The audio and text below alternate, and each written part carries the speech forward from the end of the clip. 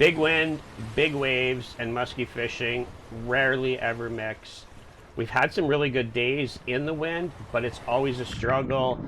The day Rich and I were out on Eagle and I caught a big fish, that stands out as one of the highlights. Dave and I have been out a few times in big wind and did okay, but it's always a struggle with boat control.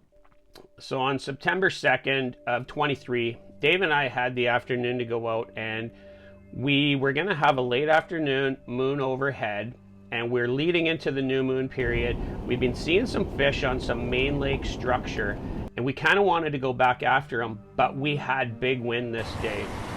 From the south, it's a bad wind on this lake, so we weren't sure how to handle it. We could either try and fish out of the wind or just kind of brave the spots, but braving the spots is always tough. Boat control is always an issue, and anybody that's done it in big wind knows how hard it is to control the boat and try and cast and work a spot effectively. So Dave had a suggestion on what to do for the afternoon, and I was all for it. So let's go check out what Dave suggested, and we'll circle back around to you guys out in the cave here in a little bit.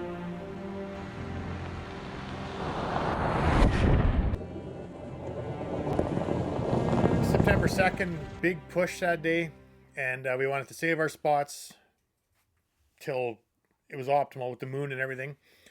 So instead of killing ourselves and just beating each other up, I had been down this river before, and Glenn had never been, and knew it'd be great because the water was really low, so we'd be able to get in there and see some neat stuff. So we went in there as a bit of a hike, but it was well worth it.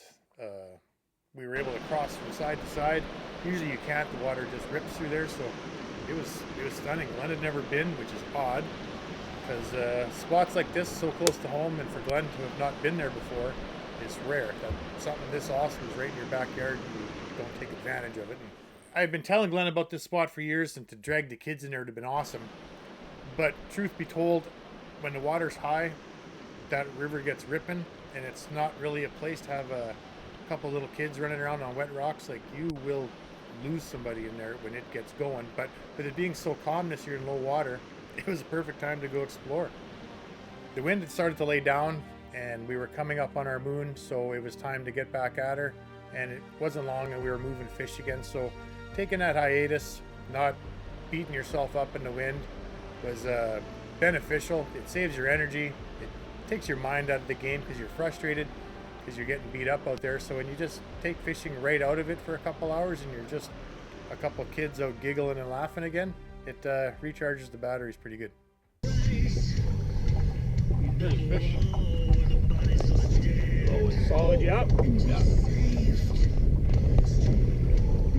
Decent one? No. He's still here.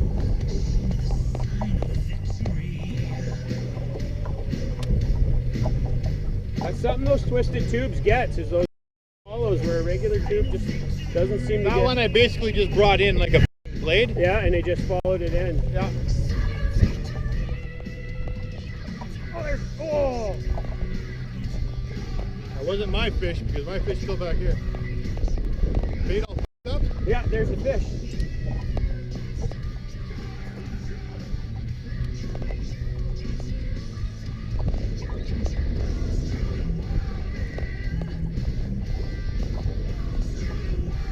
He hit her though. All right, let's get a couple picks here.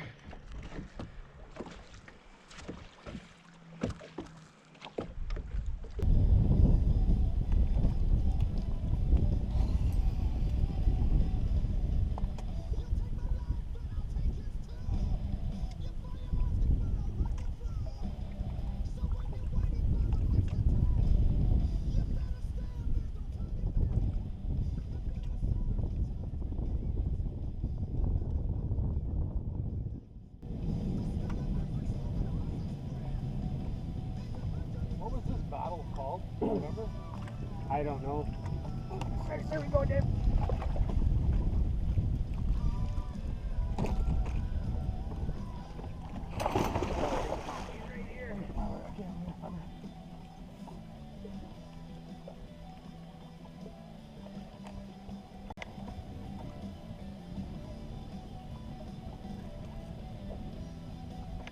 stopped or what? I don't know. Yeah. Oh no.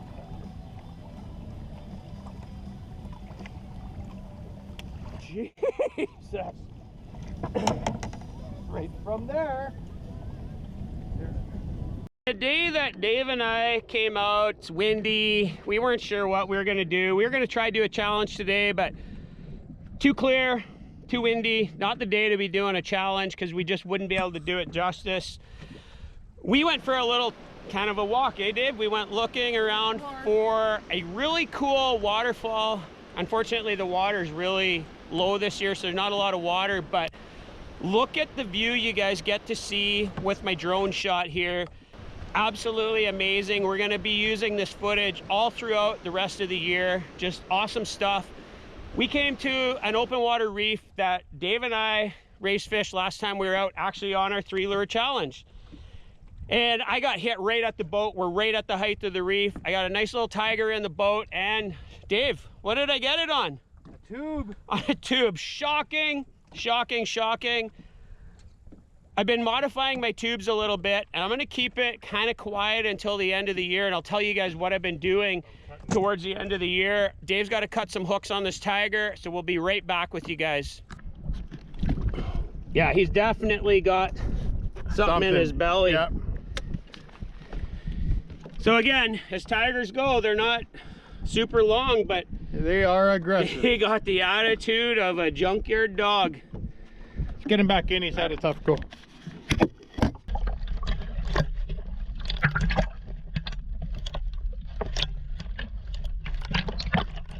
you okay, bud? That fish, whatever you eat, it's pretty high in it. Yeah, it is. Are you okay?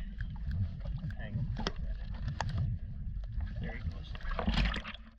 Welcome back to the cave, everyone. Today's little take breakdown is brought to you by none other than Bait of the Year, Red October Baits. No secret that we loved using tubes in 2023, and this is our custom color that we designed for Red October. And I'm sure you guys will be seeing a lot more of this in 2024. But we just want to thank Mark and the staff over at Red October Baits for being a big supporter of the channel. So if you guys are looking for what is the bait of the year for 54 or bust, go check out Red October Baits. So like Dave said, there's days where it's just not worth beating your head against the wall, trying to catch a fish through tough weather. And when you guys come up to Canada, you're going to have some days in your week-long vacation. You're going to get, heavy wind like we had on this day. You're going to get a cold front. You're going to get the dreaded bluebird skies. And you have to kind of adapt and work around it. And over the course of the winter, I'm going to talk to my really good buddy, Kevin Wagner, and he come up with basically like a spreadsheet where he maps out his days based on moon, based on sun, based on the weather, and try and be on the water at key times. Because the last thing you want to do is wear yourself out all day, and then when there's a peak moon or a peak time, you're just not fresh. So back to today, Dave and I knew that we were going to have that big wind. We thought about not even going out that day, just hanging out at the lake. But because we were seeing fish on some of this open water structure, we really thought, you know what, let's try and get on the water, spend some time doing something other than fishing. And then when we hit that mid-afternoon moon, we were going to be fresh and ready to go. And like you guys seen in the video, that strategy played out perfectly for us.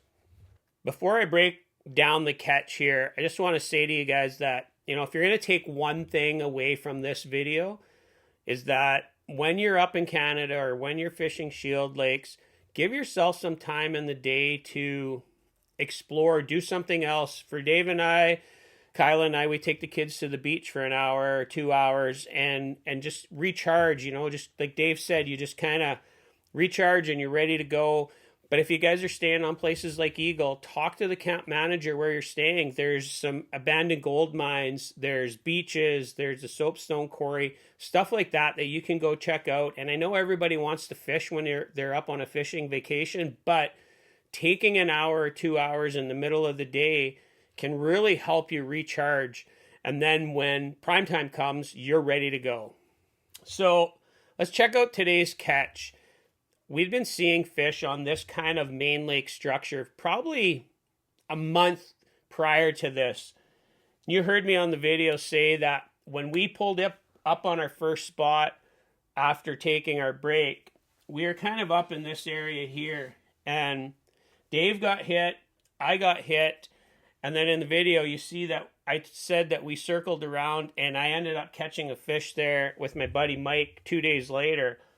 But because we got hit and we knew those fish were sitting out off the deep edge, so if we look at this, this is 8 foot, kind of that first break is at 8 feet, and then it kind of goes down into that 16-foot area there. That's the transition that we like to target a lot. So we didn't hook up there. We rolled around and we come out over this open water reef, and our boat path kind of brought us around like that. And Dave was casting more or less off of the reef to the front, and I was trying to cast up on it. I was probably casting into that 10 to 12 foot break line, and that fish, I'm just going to assume, was sitting on that edge and followed that tube, 15, 20 feet. And as it got close to the boat and I start to kind of rip it up, that fish hit really close to the boat. And for you guys coming up to Canada, plan your trip around spots like that when you do see fish. And for Dave and I, we've been seeing fish here for about a month, but we just didn't really have the prime time, the exact right conditions. So when we came back on that spot, we had a pretty good, understanding of where those fish were going to sit, and how you guys can relate that to what you're doing when you come to Canada. As you see some fish on structure, don't go there, off peak or at times of the day where you don't think you're going to get, a really good chance at those fish, because a lot of times you're just pressuring them. And then when prime time does come, they're not going to bite. So if you find fish, just leave them alone and then just wait for your opportunity to come back on top of those fish.